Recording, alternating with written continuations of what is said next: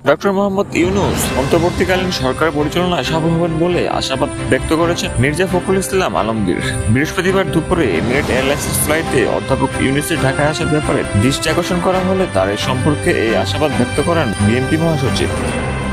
তিনি বলেন, ডাক্তার মোহাম্মদ ইউনূস তো ছাত্রদের এবং আমাদের মনোনীত ব্যক্তি, যাকে আমরা গোটা জাতির পক্ষ থেকে তার দায়িত্ব দিয়েছি, তিনি দায়িত্ব পালন করবেন।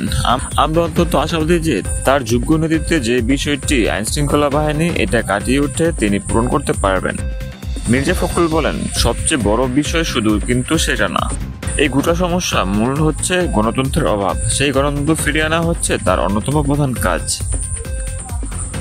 যত দ্রুত তিনি গণতন্ত্র ফিরিয়ে আনতে পারবেন ততই তিনি সাফল্য অর্জন করতে পারবেন।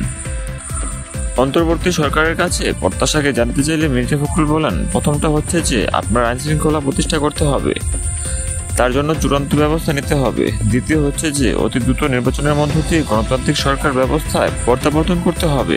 তৃতীয়ত, অর্থনীতি সচল রাখার জন্য সবসময় ব্যবস্থা নিতে হবে। তিনি বলেন, দানবীয় অত্যাচারী হত্যাকারী সরকারের পতন হয়েছে আমাদের ছাত্রদের নেতৃত্বে রাজনৈতিক দল সহ পেশাজীবীদের আন্দোলনের মধ্য দিয়ে। শিক্ষার্থীদের আমরা অভিবাদন জানাই, নিহতদের প্রতিও শ্রদ্ধা জানাই। আহতদের চিকিৎসার জন্য আমরা হাসপাতালের কর্তৃপক্ষকে অনুরোধ করেছি।